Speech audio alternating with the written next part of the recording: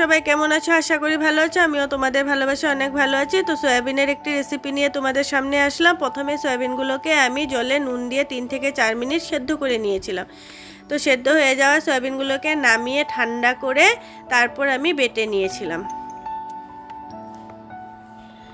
তো বাটা সয়াবিনের মধ্যে আমি লঙ্কা কুচি, পরিমাণ মতো নুন, হলুদ আর 3 থেকে 4 চামচ বেসন দিয়ে আমি সয়াবিনে বেসনে একসাথে সুন্দর করে মেখে নিয়েছিলাম। তো সয়াবিনে বেসনে একসাথে মাখিয়ে তারপর আমি একটা ডো তৈরি করে নিয়েছি। তারপর আমি সয়াবিনগুলোকে আমি মুইঠা শেপ দিয়ে নেব।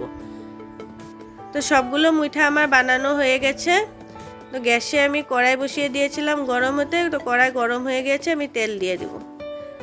তারপর আমি এক এক করে সব বড়াগুলো আমি ভেজে নেব।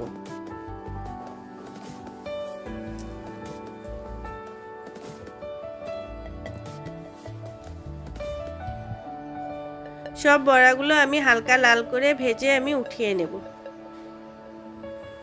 তো আমার মুঠাগুলো সব ভাজা হয়ে গেছে। এখন আমি ওই তেলে আবার আমি আলুগুলোকে দিয়ে দেব। তো আলুগুলোকে আমি পরিমাণ মতো নুন হলুদ দিয়ে ব্রাউন করে ভেজে নেব।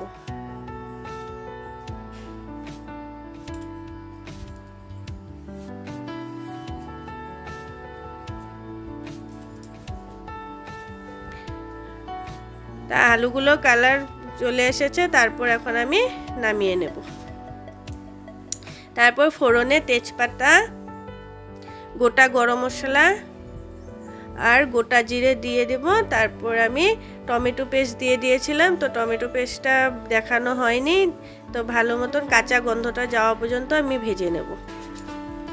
তো টমেটো কাঁচা গন্ধ চলে গেলে তারপর সেখানে আমি আদা আর কাঁচা লঙ্কা পেস্ট করে রেখেছিলাম, সেটা দিয়ে দেব।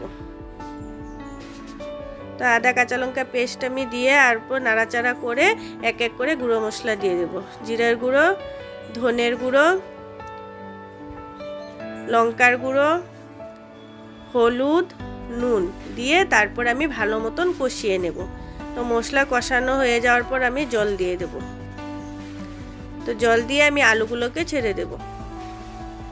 আলুগুলোকে ছাড়ার পর আমি 2 থেকে 3 মিনিট ভালো মতন আলুর সাথে মশলাটাকে কষিয়ে তারপর আমি জল দিয়ে দিয়েছিলাম, কিন্তু জলটা দেখানো হয়নি। তো 5 থেকে 6 মিনিট ভালো মতন ঝোলটা ফুটার পর আমি বড়াগুলোকে দিয়ে দেব। তো বড়াগুলো দিয়ে আবার আমি 5 থেকে 7 মিনিট ভালো করে ফুটিয়ে নিয়েছিলাম।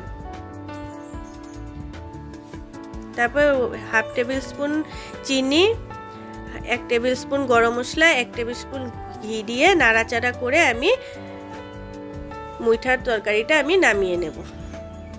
তো রেসিপিটা কেমন লেগেছে আর কারা কারা বানিয়ে খেয়েছিলে আমাকে কমেন্টে জানিও। আর যদি ভালো লেগে থাকে রেসিপিটি তাহলে আমার পাশে থেকে ভালোবাসা দিও। তো অনেক অনেক ধন্যবাদ আমার সাথে এতক্ষণ থাকার জন্য। তো আজকের জন্য টাটা। কালকে আবার চলে আসবো নতুন একটা রেসিপি নিয়ে।